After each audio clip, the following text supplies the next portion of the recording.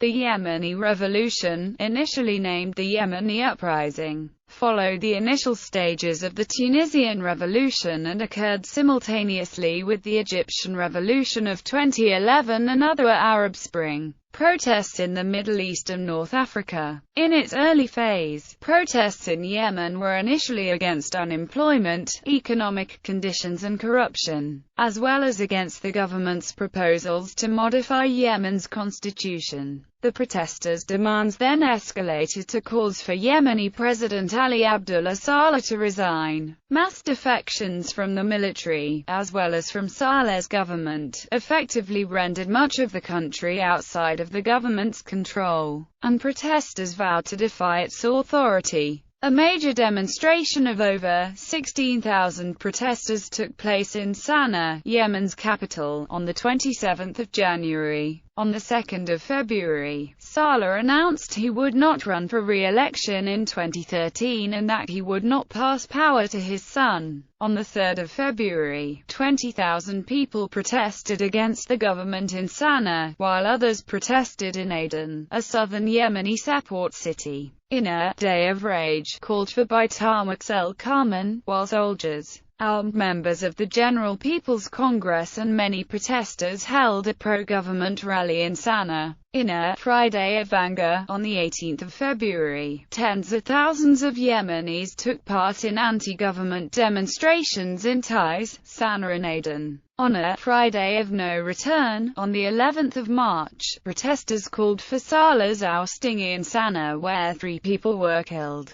More protests were held in other cities, including Al-Muchella, where 1 person was killed. On the 18th of March, protesters in Sana'a were fired upon, resulting in 52 deaths and ultimately culminating in mass defections and resignations. Starting in late April, Saleh agreed to a Gulf Cooperation Council brokered deal, only to back away hours before the scheduled signing 3 times. After the 3rd time, on the 22nd of May, the GCC declared it was suspending its efforts to mediate in Yemen. On the 23rd of May, a day after Saleh refused to sign the transition agreement, Sheikh Sadiq al-Imamath, the head of the Hashi Tribal Federation, one of the most powerful tribes in the country, declared support for the opposition, and his armed supporters came into conflict with loyalist security forces in the capital Sana'a. Heavy street fighting ensued, which included artillery and mortar shelling. Saleh and several others were injured and at least 5 people were killed by the 3rd of June bombing of the presidential compound when an explosion ripped through a mosque used by high-level government officials for prayer services. Reports conflicted as to whether the attack was caused by shelling or a planted bomb. The next day, Vice President Abd Rabbuh Mansur Hadi took over as acting president while Saleh flew to Saudi Arabia to be treated. The crowd celebrated Saleh's transfer of power, but Yemeni officials insisted that Saleh's absence was temporary and he would soon return to Yemen to resume his duties of office. In early July, the government rejected the opposition's demands, including the formation of a transitional council with the goal of formally transferring power from the current administration to a caretaker government intended to oversee Yemen's first-ever democratic elections. In response, factions of the opposition announced the formation of their own 17-member transitional council on the 16th of July. Though the joint meeting parties that have functioned as an umbrella for many of the Yemeni opposition groups during the uprising said the council did not represent them and did not match their plan for the country. On the 23rd of November, Saleh signed a power transfer agreement brokered by the Gulf Cooperation Council in Riyadh,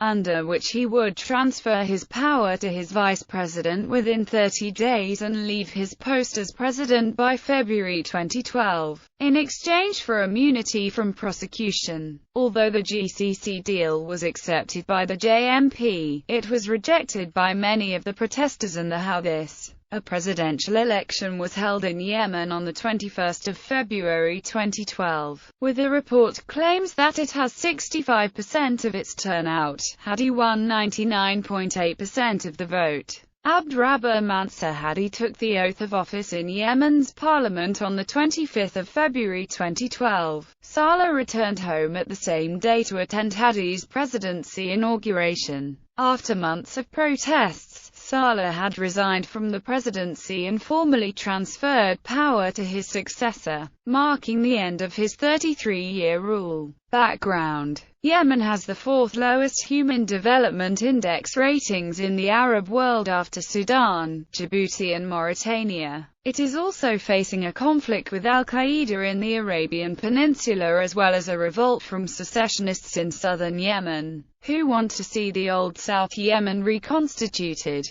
There is also a rebellion by Zaidi rebels, known as the Houthis. Before his ouster, Ali Abdullah Saleh had been Yemen's president for more than 30 years, and many believed his son Ahmed Saleh was being groomed to eventually replace him. Almost half of the population of Yemen lives below the poverty line, and one-third suffer from chronic hunger. Yemen ranks 146th in the Transparency International 2010 Corruption Perceptions Index, and 8th in the 2012 Failed States Index. A draft amendment to the Constitution of Yemen was under discussion in Parliament despite opposition protests. The amendment seeks to allow Saleh to remain in the office of president for life. He urged the opposition to take part in an election on 27 April to avoid political suicide. The current parliament's mandate was extended by 2 years after an agreement in February 2009. The ruling General People's Congress and opposition parties seeking a dialogue on political reforms such as moving from a presidential system to a proportional representation parliamentary system and a more decentralized government. Neither measure has been implemented.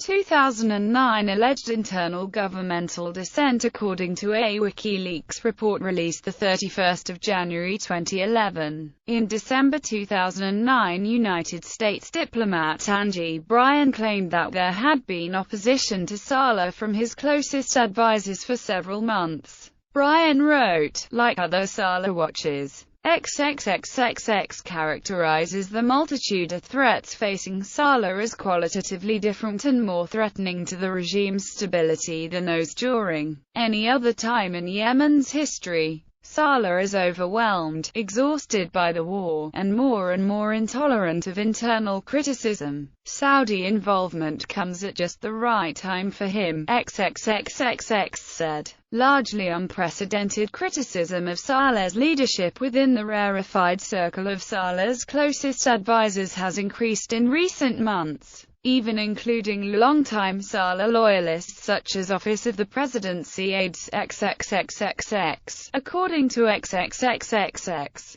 these names add to the growing chorus of Saleh loyalists that have shed their traditional aversion to disparaging the man they call the boss.